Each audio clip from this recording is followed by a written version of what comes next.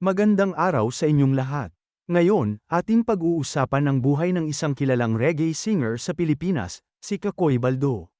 Samahan ninyo ako sa paglalakbay sa kanyang makulay na karera mula sa kanyang kabataan, kasikatan, hanggang sa kanyang huling mga araw.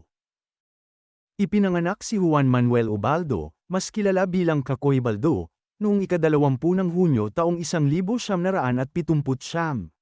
Lumaki siya sa Bacolod City, Negros Occidental, kung saan nahubog ang kanyang pagmamahal sa musika, partikular sa reggae.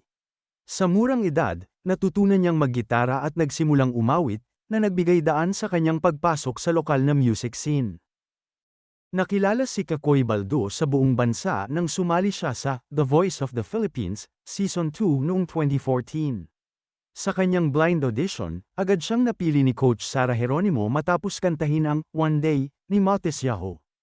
Ang kanyang natatanging boses at reggae style ang nagbigay sa kanya ng kakaibang pwesto sa kompetisyon, kung saan umabot siya hanggang sa finals.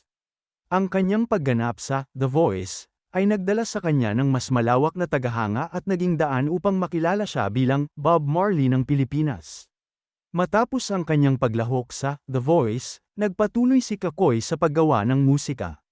Naglabas siya ng ilang mga kanta at album na patuloy na minahal ng kanyang mga tagahanga. Kabilang sa kanyang mga notable na awitin ay ang One Love at Pagkabana. Si Kakoy Baldo ay kilala rin sa kanyang pagiging mapagmahal na asawa at ama. Ang kanyang pamilya ang nagsilbing inspirasyon niya sa kanyang musika at sa kanyang buhay.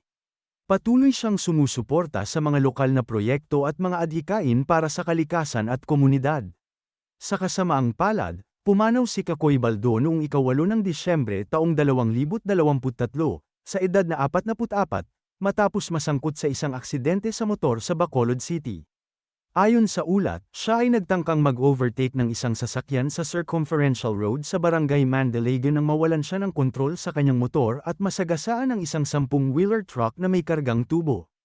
Ang kanyang pagkamatay ay nagdulot ng matinding kalungkutan sa kanyang pamilya, mga kaibigan, at mga tagahanga, na patuloy na magbibigay pugay sa kanyang mga kontribusyon sa musika. Sa pagtatapos ng ating pagtalakay, masasabing si Kakoy Baldo ay isang tunay na inspirasyon sa mundo ng musika sa Pilipinas. Ang kanyang dedikasyon sa reggae at ang kanyang hindi matatawarang talento ay mananatiling buhay sa puso ng kanyang mga tagahanga. Salamat sa inyong pagsama sa akin sa pag-alala sa buhay ni Kakoy Baldo. Huwag kalimutang mag-subscribe at i-click ang notification bell para sa mga susunod pang mga kwentong hatid sa inyo. Hanggang sa muli, dito lang yan sa Pinoy Wisdom.